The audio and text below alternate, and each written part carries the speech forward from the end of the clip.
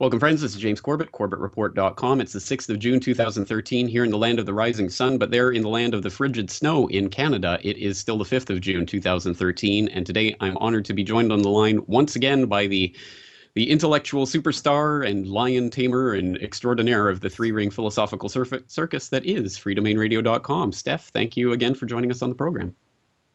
Thanks. I just wanted to remind everyone of the new slogan of Free Domain Radio. Yes, I have tamed the lions, but they took my hair. And that's, the bumper sticker will be out soon. If only you'd tamed them in time, they wouldn't have taken my hair either. But oh well, we'll live with the consequences. All right. Well, Steph, thank you again for coming on today. It's always great to have you here. And today I want to talk about a subject that I know is near and dear to your philosophical heart and your human heart as well. Something that should be near and dear to pretty much everyone in the audience, either all the people who have children or who have ever been a children. So I think that'll include everyone who's listening today. Has ever been a child. Sorry, my English grasp of the English language is fading today. But basically, I want to talk about. We're going to do kanji hand symbols for the second half of the show, right? That's good. I've been working on those all day. So. Arigatou gozaimasu. Okay. Well, let's get into the meat and potatoes. And basically, I want to start today's conversation by once again referring people to my earlier conversation earlier this week with Laurette Lynn, where we talked and explored about some of the consequences and some of the tasks involved in parenting in a non-violent manner, which should be the norm in society, but still isn't for a large section of the population. But with Steph, let's start today by talking about something that you've gone over in great detail in your work before, and I'd really like to impart this to the audience, which is to say that talking about violence in childhood and childhood trauma is not some sort of airy-fairy subject that we're just making up on the fly. This is something that's backed up by a lot of empirical evidence and research that's gone into the actual effects of childhood trauma and what that actually produces in children and the types of psychoses and problems that develop in later life. So I don't know where you'd like to begin with that, but I'd really like you to start presenting some of the scientific evidence and the empirical evidence that's been amassed over the years that show exactly what this childhood violence and trauma is doing to the children. Sure, and I would refer people, if they go to the URL, fdrurl.com/BIB, then they can look at some of the more detailed presentations. There's a 4 or 5 part presentation on the science. So we'll just touch on it briefly here for those who want more of the background, including an interview with Dr. Vincent Felitti, who's the head of the Adverse Childhood Experiences Study for Kaiser Permanente. I'd really recommend it. It's well worth going in. If you want to improve the world, then you have to start with what is. And what is that, significant majorities of children are going through really difficult stuff.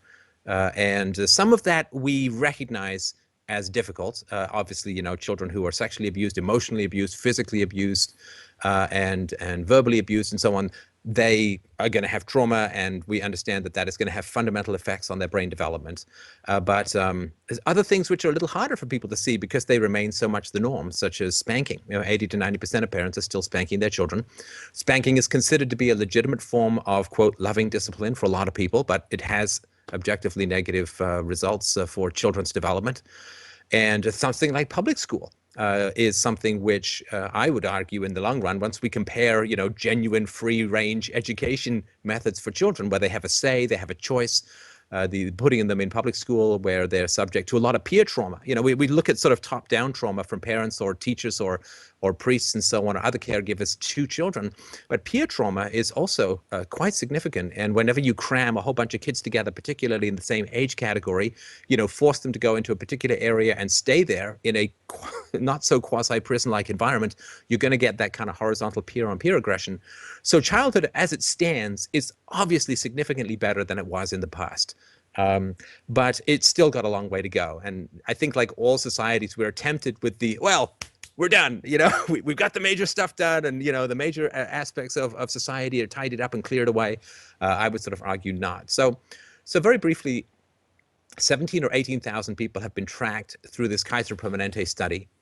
And these are people that is not a cross-representative section of humanity.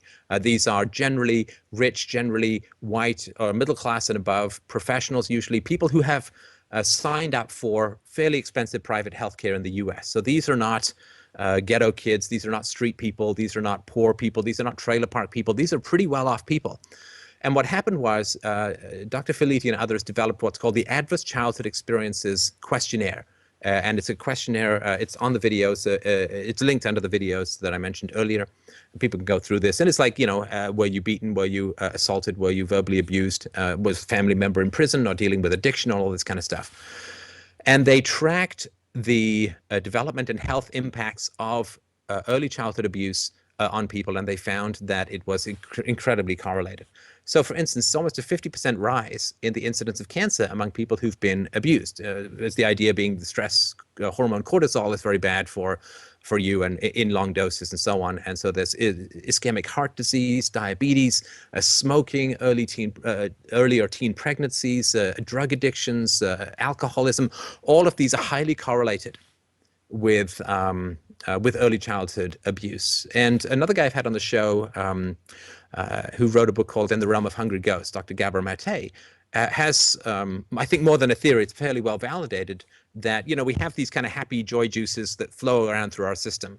And for people who've been raised in really abusive or difficult environments, they have like a happiness ratio of like 20. Let's say the normal is like 100. They have like 20.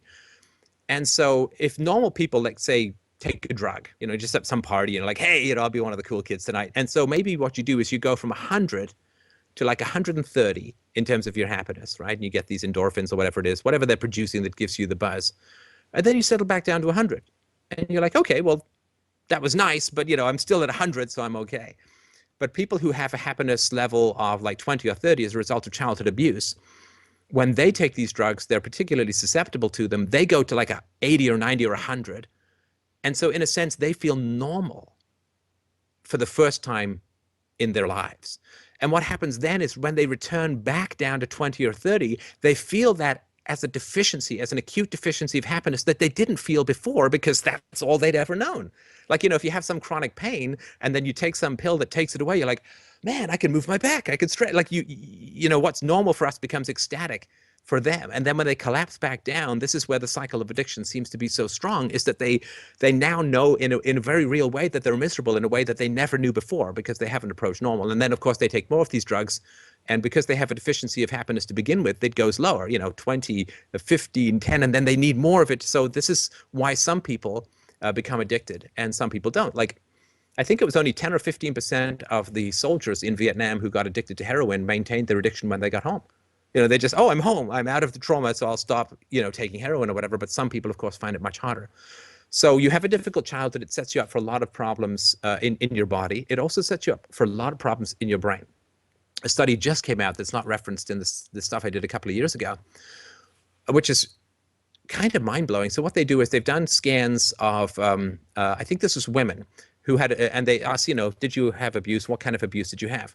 They can actually target in the brain and see where the deficiency is occurring based upon the type of abuse that is occurring. So there's an area in the brain which represents genitalia, and women who are sexually abused have a thinning out of the neurons and the activity in that particular area. For people who are physically abused, it's in another place, and people who are emotionally abused, it's in another place, which is really quite astounding. I mean, it's like a scan for abuse. So somebody could not tell you that they were abused. You'd be able to scan their brain and see not only that they were abused to a fair degree of likelihood, but also what type of abuse they had experienced. And the theory seems to be that when you have something like child rape, you have this overwhelming stimulation of the brain, and the brain shuts itself down in that area, sort of like a fuse, it's like it's too overwhelming.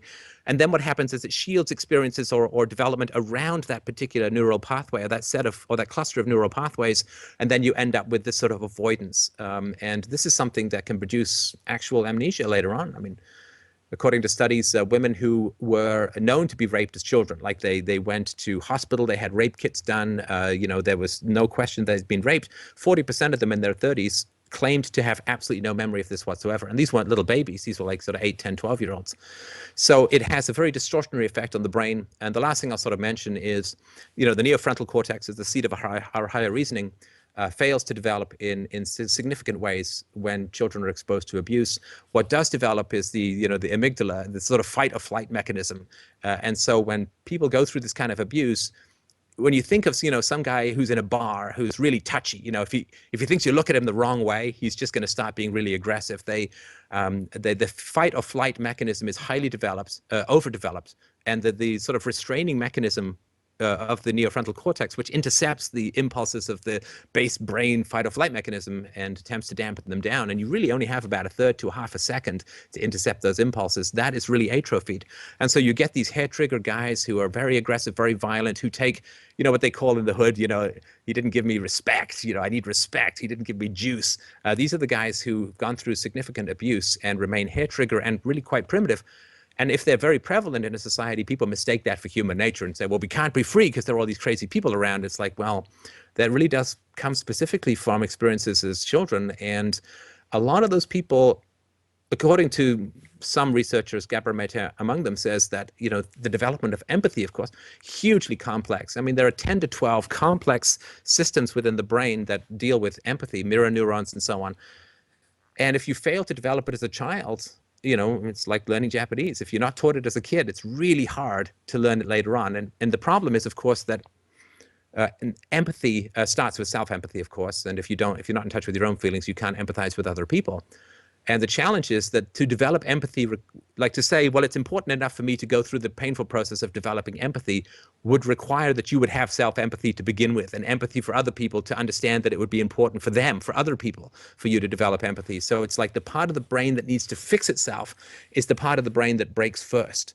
And so it's like saying, well, my car is broken down, so I'll drive it to the garage. It's like, well, no, unfortunately, your car is broken down, so you can't drive it. And that, I think, happens a lot with empathy. So I think for my particular approach, and I think, again, I try to be as sort of scientifically validated as possible, there's not a lot of cure for these kinds of things. Doesn't mean people can't improve. I mean, I had a difficult childhood. I went to therapy, and I think I've made great progress. So you can. It's very expensive. I dropped like over $20,000 on therapy. So that's not available for everyone to have the time and the money to be able to pursue it. So I really look at prevention more so than cure, and that involves this beautiful parenting thing. So I hope that wasn't too long and boring an intro. I'll give you a chance to talk now, but that's sort of the general overview. No, not at all. I mean, that's all extremely important stuff that I hope people will follow that link. And of course, I'll put it in the show notes to your Bomb in the Brain series, where you go through this evidence in greater detail. But it is overwhelming. And the thing that I find fascinating about this is that the evidence is so overwhelming empirically, and it correlates to what we would expect from a common sense sort of view. I think if you're subjected to horrific events during childhood, it is going to have an adverse effect on your life. And yet, despite that, there is such resistance to this idea from certain quarters of society to this day, to the point where people will still defend a lot of these practices, including, of course, spanking, as you can't raise a child without a little bit of discipline, as people would term it, despite what the empirical evidence shows. And I think there are a lot of different reasons for that. Obviously, some powerful psychological reasons why people might want to attempt to normalize their own childhoods. But something that I think a lot of people will grasp onto is that in our own day and age, the scientific current, it seems to be running, at least in popular culture, in the popular imagination, towards the idea that we are genetically determined beings, that everything, if we can just discover the gene, then we will understand and be able to piece together someone's personality. So can you speak to the epigenetics phenomenon and what this is showing about how that assumption is mistaken? Yeah, I mean, this is quite new. At least when I first started looking into this stuff, probably 8 or 10 years ago, it was not particularly prevalent. Now, so when I was growing up, and maybe you've sort of had the same thing, it's like nature versus nurture. You're born with these genes, but somehow your personality changes, based upon whatever, right? So it's like, I have blue eyes, and I, no amount of what happens to me as a human being is going to change that. That's just sort of my genetics. So there was considered to be this stuff that was all fixed, and then there was this stuff that was variable, which was sort of experience. But that's not really the way that it works fundamentally. I mean, some stuff, yes, blue eyes or whatever, hair color, whatever, but that's not what we talk about in terms of personality. But epigenetics is the understanding that genes are switched on and switched off according to experience throughout your life. So the genes that you're born with cannot possibly be your personality, because the genes that you're born with are not the genes that you have 6 months later, or 2 years later, or 10 years later, or 50 or 80 years later. The genes that you have later in life are switched on and switched off depending upon your experiences. So some studies have shown that people who have boys who have a particular gene who are subjected to physical abuse become criminals with a near 100% certainty. You say, well, is that genetic? Well, they have the gene, and the boys who don't have the gene who are subjected to physical abuse do become criminals, but just not at as high a rate. But the boys who have this gene and who are subjected to physical abuse almost all become criminals.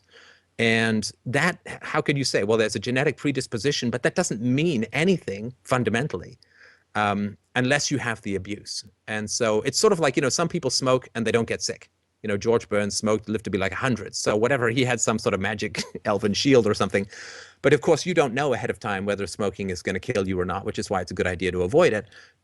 In the same way, you can't really say, well, if your kid turns out violent and you hit him, you say, well, but it was the genes. Well, it was the genes plus his environment. And because we don't know, and I don't think we'll ever know fundamentally the degree to which certain experiences will turn off and on particular genetic markers or modifiers, because we don't know that, you just simply have to do right by your kids. You have to not aggress against them, not hit them. I mean, obviously for the moral reasons, but also for the practical reasons. You don't know what it's going to do to their genetics. So this nature versus nurture thing, I think, is, it's like flipping the coin and saying, well, which side is spinning? Well, they're both spinning because they're both two sides of the same coin. And we really can't separate them, I think, as well as we could, at least when I was growing up and had that sort of stuff explained to me.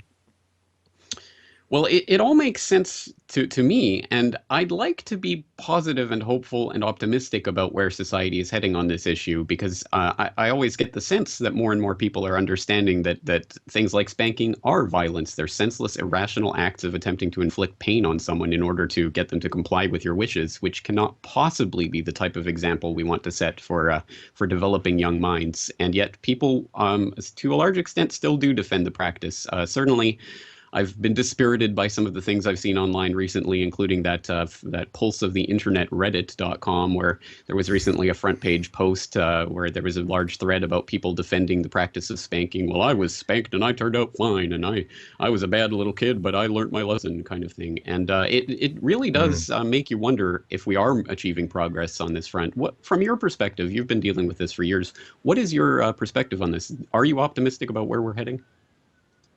Oh, yeah. I mean, absolutely. I mean, you almost would expect people who were spanked to say that. So spanking, for instance, can shave 3 to 5 IQ points off a person, and that's moderate spanking. More excessive spanking, I'm sure, would shave even more IQ points off. And so it's like if someone scooped out half your brain, you probably wouldn't feel dumb, because you would only have half a brain left with which to feel anything, and therefore you'd be like, oh, this is feel fine. And so people who've been through this kind of a considerable aggression from caregivers, the fact that they're not smart enough to have any doubts about it is, in a sense, a result of what's happened to them. It is brain damage. Spanking produces, I mean, not just the IQ points, which are considerable, but social empathy goes down, a level of conflict goes up, social skills go down. I mean, there's just so many problems. A level of aggression goes up, ability to concentrate goes down. And so it damages the brain. And so the fact that people who have been damaged by aggression don't see anything wrong with that aggression simply is another way of saying aggression is bad. Like if people who heard the spanking studies and said, wow, that's really interesting. I mean, I always thought it was fine, but here are some facts that contradict my experience. An intelligent thing would be to put aside your own personal experience and look for the facts. People who can't do that lack cognitive abilities, which is exactly what you'd expect coming out of spanking. The resistance, of course, comes from the parents, right? The resistance comes from the parents. In the same way that when feminism said, maybe we should be treating wives better, who were the guys who were really great husbands didn't have a huge problem with feminism. Guys who were jerks, who were hitting their wives or yelling at them or just putting them down all the time. When someone comes along and says to the women, you really shouldn't be putting up with this. This is really abusive. This is really bad. You can leave if you want. I mean, the nasty husbands all throughout the world had a huge problem with that because they want to get all of the fruits of their relationship without actually having to be virtuous. Now, if the theories and the moral understanding of the immorality of spanking and child abuse, if it's true, well, then the parents have a lot to answer for. And do they necessarily, parents who've exercised authority like brutally, who've hit kids, who've yelled at kids, who've put them down, who've locked them in their rooms and so on, basically treated them like prisoners. How comfortable are they going to be with modifying that behavior? Well, if they had the capacity to reason, they wouldn't be hitting in the first place. It's like going to the guy who's the expert car thief and saying, here, would you mind being my valet for the evening? I mean, almost by definition, these people are going to want to use aggression against anyone who stands up for kids. I mean, because that's what they're used to doing, right? But there have been a lot of articles out recently talking about, are children still beholden in that Old Testament honor thy mother and father way to abusive parents? And a lot of people, I mean, I've been saying it for years, that it's something to be really examined from a moral standpoint. But I mean, there's a lot of it. There's Dr. Phil, his website on the New York Times and Slate. I just read an article recently about that. So I think just the promotion of voluntarism, which is to say, if you have a great relationship with your parents, fantastic, love them, kiss them, say thanks a million times. If they were horrible and abusive to you and you don't want to spend any time with them, feel free not to. You will, in fact, prevent the spread of that kind of nasty behavior to your own children, which they're not responsible for, the grandparents or whatever. So like all things, it's the introduction of, ethics and facts and voluntarism that seems to be what has the greatest capacity for improvement. But there is still a lot, even among very secular people, this idea that you just have to honor your mother and father no matter what, which wouldn't be a commandment if there weren't so many who shouldn't be honored. The commandments always cover up the exceptions. So I do have optimism, but it definitely is going to be a rough road. Unfortunately so, but hopefully we are making progress, and part of that progress comes from things that doing what we're not told to do, and again, one of the pop culture kind of pop psych ideas out there is that if some pain or trauma or something has been inflicted on you in the past, just forgive, forget, move on. If you don't unburden yourself of that, then it'll fester in your soul or something like that, something to that effect. But something that you've pointed out on your podcast and that I think is very important to think about is that people should not normalize their childhood. They should not forgive and forget and move on. They should be angry about what happened to them, especially if violence has been inflicted on them. And they should be able to deal with that and to face it squarely, not to simply bury it in the past and pretend that nothing has come of it. Can you talk a little bit about that? Sure. I mean, if you've had raging, angry, abusive parents, then you're afraid of anger. Of course, because it's being used in a very destructive way. But anger is a very healthy emotion. I mean, rage, abuse, this is not particularly related to anger. It's like saying, well, a gun that's used in self-defense and a gun that's used to rob a bank are both the same action. No, I mean, it's the same thing, but it's completely opposite intention. When it comes to things like getting vaccinated, you take a tiny little bit, this is the theory, so you take a tiny little bit of the illness and that actually protects you. And if you take a little bit of anger at how you've been treated statistically, and Robin Grill writes about this, he's also been on my show, I have to say this every time, but Robin Grill writes about this in a free book that you can get called Parenting for a Peaceful World. It's a really great book, that anger, somebody who gets angry at their past if they've been abused is statistically the least likely to reoffend. And so anger against injustice is, I think, a very just and valid and fair and healthy emotion to have. Now, people are obviously very concerned about getting stuck in anger or stuck in resentment and so on. But if you get angry at people who've done you wrong and you confront them, which I think is, do not bear false witness against thy neighbor, talk to people who've done you wrong. If you can have a breakthrough, if you can get some kind of connection, some kind of healing, fantastic. But I think that the reason that forgiveness comes out is that if people feel like they have to stay with their parents no matter what for the rest of their lives, which is it's even more irrational than saying I have to stay with an abusive spouse for the rest of my life no matter what. At least you got to choose your spouse, you got to date them, take them for test drives and go marry them voluntarily.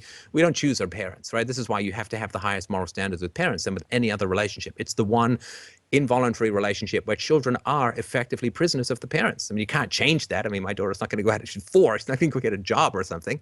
So she didn't choose to be born. She certainly didn't choose me as a father, and she's not choosing her environment, and she can't leave it, right? So it's the least voluntary relationship, which means you have to have the highest moral standards for that relationship as the least voluntary.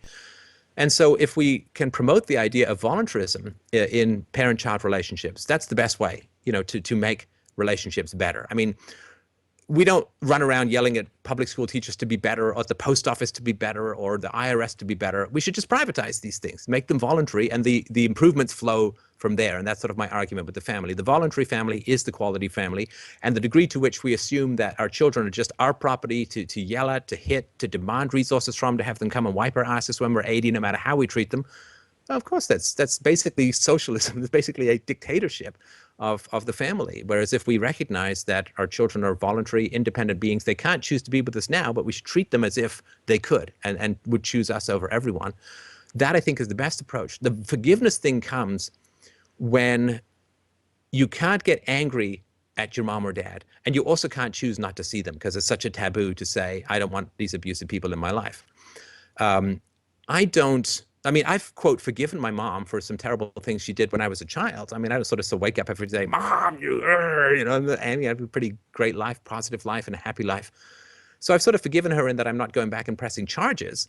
But that doesn't mean that I have to then go and see her every Sunday, right? So you may say, you know, I forgive the guy who robbed me last year. You know, I'm going to move on. But that doesn't mean that I have to go over to his house every Sunday for dinner and admire all my stolen goods on his mantelpiece, right?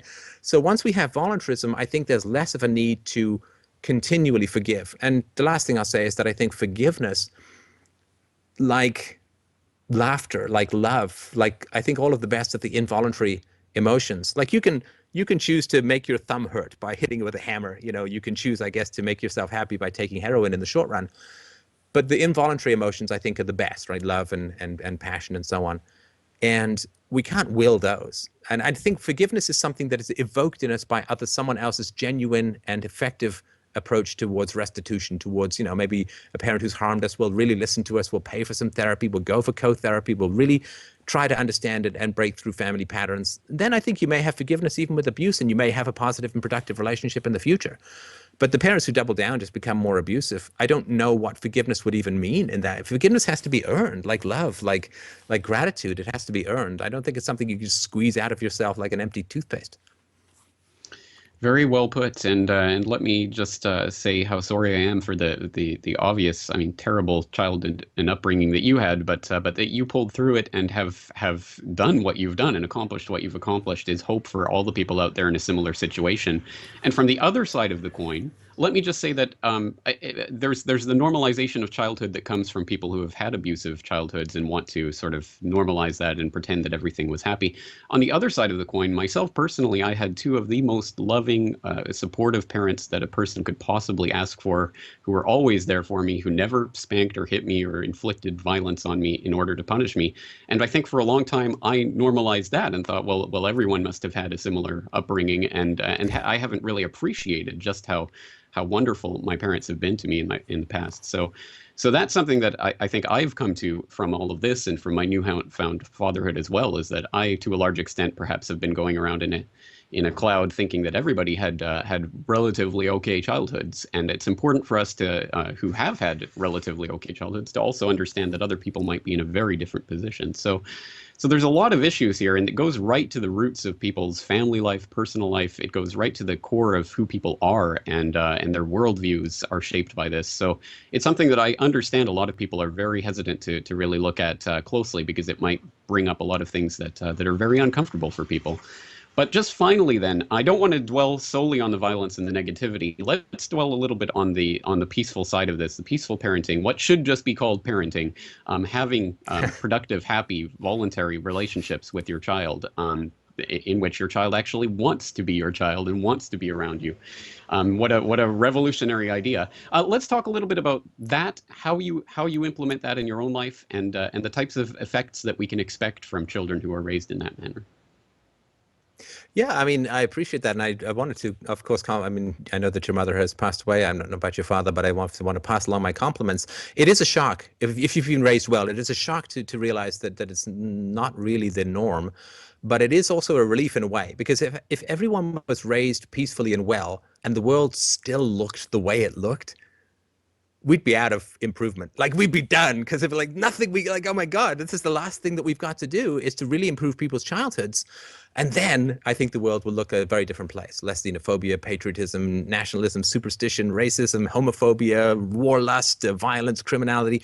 All of these things can more or less be tied directly back to early childhood experiences. So I know it's a shock to find out a lot of people out there with bad childhoods, but it is kind of a relief in a way, in that we actually have something we can genuinely improve. Because if everyone had great childhoods and peaceful childhoods, and the world was as violent and predatory as it is, Well, I don't know. It's like if your car's going as fast as it can and you can't hit the gas anymore, that's as fast as you can go. But there is so much to improve. And I think that does make the world make a lot more sense when you look at it through that lens. So, but yeah, peaceful parenting, non-aggression principle, right? Respect for property rights. So thou shalt not initiate force against others, to me is the foundation of ethics, right? And where else would we want to apply that first other than with our children? I mean, that is, that is the least voluntary, as I mentioned, relationship. It's the one where we should have the highest moral standards. Wherever there's a disparity of power, we assume that the standards of ethics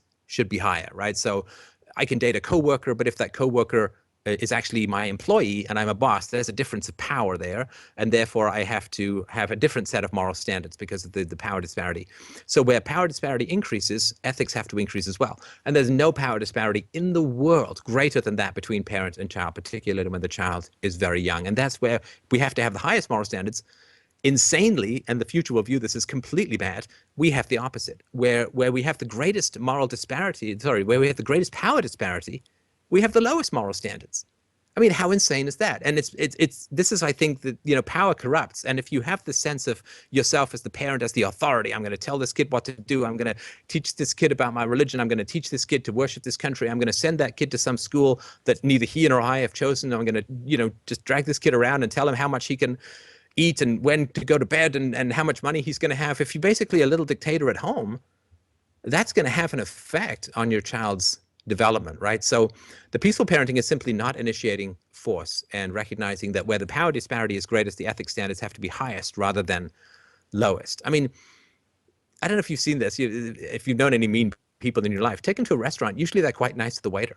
They may be snarling at their kids in the car 5 minutes later, but usually they're chatting and joking with the waiter. And that's just mad. I mean, what the hell do you care about the waiter, for God's sakes? If you're going to have high moral standards in your behavior, forget the checkout clerk that you're making a joke with. How about your flesh and blood, who you want to be there when you get old? And anyway, so it's simple in its principles and complex in its execution, sort of like the free market. It's respect property, don't initiate force. Those are some basic, simple principles. How that manifests is extremely complicated. So if you sort of say as a parent, well, I'm not going to initiate force against children. Now, that means basically two things. It means not obviously striking them or violating their physicality in any way, but it also means not using negative language against them in any way. Because if you're a friend, like if I just say, oh, James, you're a stinky poo head or something like that, you can choose to not ever talk to me again. I'm not going to burrow through the planet and find you in Japan and whatever. Right? So you can choose to voluntarily disassociate with somebody who is being verbally abusive towards you.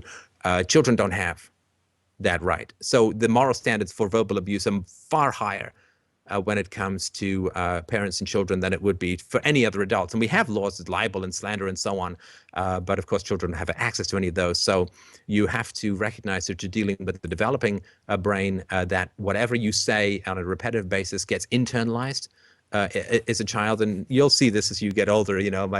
My daughter spills something and she says, oh, that's okay, Daddy, we'll clean it up. Why? Because for 4 years I've been saying, oh, that's okay, Isabella, we'll clean it up. I mean, she's completely internalized half the things I've said to her. And you are an infectious personality as a child, and as a parent to a child, and you want to make sure you infect with as positive things as possible. Now, if you say, well, I'm not going to raise my voice, I'm not going to name call, I'm not going to threaten, and I'm certainly not going to physically hit or threaten to hit, well, for a lot of people, there's like, okay, so what do I do? There's this huge void because that's just how we're used to dealing with children, whether nicely, or maybe it's a timeout. If you say, well, I don't do timeouts either because, if I have a disagreement with a friend, I don't tell him to go and sit in a corner and think about what he's done, right? So higher standards again. If you don't give yourself access to any of the traditional authoritarian parenting tools, then you actually do have to really start to think in a very creative way about how to interact with and engage with your children. In the same way that if you're a business who gets massive subsidies from the government, you don't really have to think about your business plan too much other than lobby government. But as soon as you're thrown back into the vagaries of the free market, you have to become really creative in terms of how it is you're going to win customers, and you suddenly have to really think about a whole bunch of things you didn't have to think about before. So once you are working from a truly voluntaristic perspective with your children, and you are denying yourself the historical, top-down, hierarchical, kind of brutal approaches to parenting, then you really have the opportunity to think creatively about how to resolve conflicts with your children. And that is, to me, it's the greatest fun of parenting. Is sort of saying, okay, well, I'm not going to use the cheat codes of authority. So how am I going to win this game, without using the cheat codes? And it's amazing because then you have to start negotiating. You can start negotiating with children at 18 months, a little bit, 2 years, definitely 2.5 years for sure. And, my daughter now, half the day, we're just making deals and shaking on them. And that is a great way, of course, to teach how to negotiate self-esteem, self-respect, and so on. Make sure they have their voices heard and have input into the family environment, because they should. So I don't really have a lot of answers about how to deal with this and that, every particular situation, any more than someone who says, let's get the government out of the economy, knows how the economy should run in any particular situation. But if you do deny yourself the bad tools of historical parenting, and resolutely, stand before any possibility of aggression in your parenting, you will be amazed just what you can work out. If you don't have, when you the whole thing where if you have all you have is a hammer, everything looks like a nail. Well, if all you have is authority and top down and aggression, then that's what every parenting problem looks like to be solved by. But if you deny yourself that, then you really do end up with a free market of negotiation, and that is so much more fun. It's so much more. I think it was Dana Martin who said, spending your whole day trying to control someone, it's pretty tiring, it's pretty exhausting. But spending your day playing and negotiating is a huge amount more fun. And I think what happens is parents end up using these authoritarian tools. Their kids end up resentful. Their kids end up not learning any lessons other than avoid the banhammer of the parental authority and finding ways to work around it. So it becomes this cat and mouse game. And then what happens is the parents get annoyed, the children get resentful, and so they have even less fun together. And that causes more irritation, more sneaking around, more authority, and it becomes this kind of death spiral into negativity that's really hard to pull out of. Some parents do, and I've certainly talked to some who have. But boy, if you just lay the foundation of peace and voluntary negotiation at the beginning, man, it's a huge amount of fun.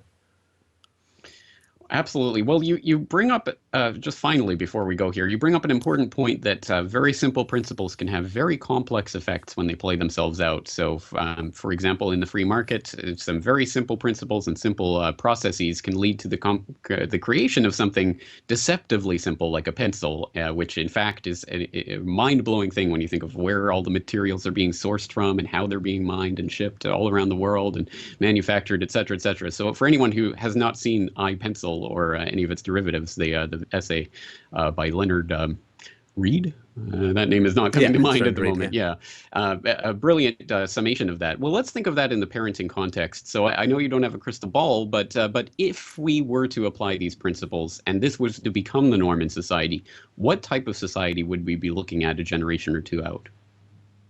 Oh, I mean, it's a free society. It's a society without, let's see, the grim superstitions of religion, which is separate from imagination. I mean, religion is fantasy. Fantasy is not the same as imagination.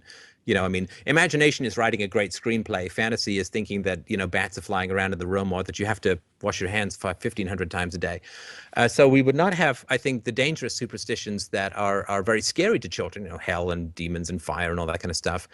Without a doubt, there would be a vast, I dare say total, but you can't go that's in the sociology sciences, social sciences, but a vast reduction in criminality, a vast reduction in abuse, a vast reduction in substance abuse, alcoholism, drug abuse, and so on, and a vast reduction in promiscuity, and a vast reduction in early teen pregnancies and so on. Greater intelligence, greater social skills, greater negotiation skills. With all of that put together, then if you have almost no criminals, and the only criminals I think that would be around were people who have brain tumors or something, where there's some, physical degeneration within the brain, which is causing, some lack of inhibition from the neofrontal cortex and just some acting out. So this is extraordinarily rare.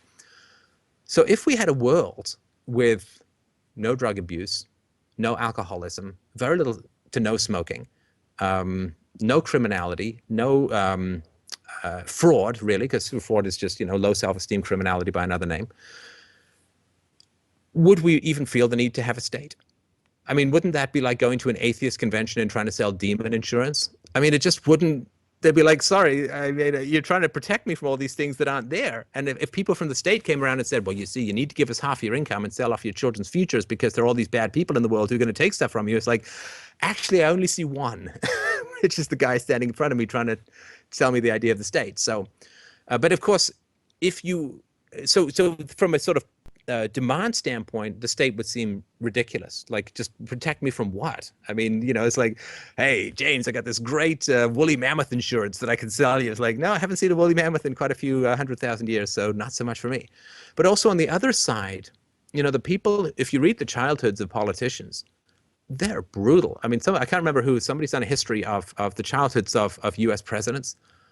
I mean, they're just monstrous, complete sociopaths. And you can see from their childhood histories just how damaged these human beings are and what unholy lusts for power and domination grow out of a smashed and broken early childhood, where people are spending their whole life trying to control others because they were so controlled as children and so brutalized as children. And you can see this even with Barack Obama. I mean, their childhoods are just wretched. I mean, Bill Clinton, drunken, deadbeat, gun-toting, crazy family life, right? So from the pull standpoint, like from the demand standpoint, people would be unable to sell the concept of a monopoly of violence to protect you from violence. It just wouldn't make any sense.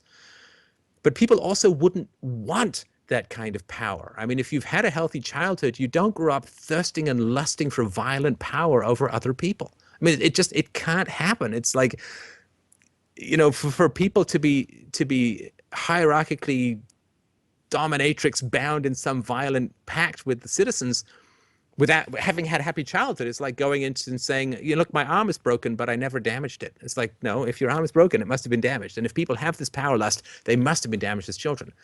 So without the boogeyman showing up that the state is continually scaring us with, why would we even feel the need for the state? And who would be trying to sell us a state, since they'd get much more happiness and pleasure out of negotiating and participating with us than they would out of controlling and violently dominating us? So I think we would see a society without countries, a society without a state, a society without superstition, and a society where if people were treating their children badly, they'd show up so clearly. And of course, the brain scans would show it very clearly and interventions would happen. But it would be so rare that it would be, like the last thing I say. So, in the Middle Ages, people got so insane. I mean, the Middle Ages, I mean, the theology was so powerful. And I mean, there was this thing called St. Vitus dance, where people would have hysterical dancing because they would think that dancing would drive away the demons, and the demons were everywhere.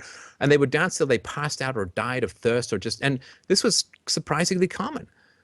And yet you don't see this happening anymore because we have a more rational approach to the world. And I don't see any reason why that can't continue going on. And I don't believe that it's like pushing that Sisyphus rock uphill. You have a peaceful generation, and then if you don't keep fighting for it, it's like it all comes sliding back down. I just don't think that's going to be the case. I think once we reach that plateau, it's going to become the foundation. Well, I certainly hope that at any rate that is the case, and it does seem to be a system of self-generating cycles. So we have to break the cycle of violence and put at least in our own lives. We can't control other people. We can't control what's happening on the macro cosmic scale, but we can control our own family and what we choose to do and how we choose to relate to our children. So, Steph, a lot of food for thought in this conversation. I certainly hope people are going to listen to it critically and take it on board, no matter what types of demons it might dredge up from people's individual pasts. Just before we go, let's give people a chance to find yourself, your website, and your work. Oh, sure. It's freedomainradio.com. And the YouTube channel is youtube.com/freedomainradio. And yeah, people can come. I've got a whole bunch of books there that are all free. The shows are all free. People can donate if and when they see fit. And I really appreciate everyone's support. We have 50 million downloads. So doing something not too wrong. Not too wrong. That's the motto of Free Domain Radio. So I appreciate that. And for my listeners, it's Corbett Report.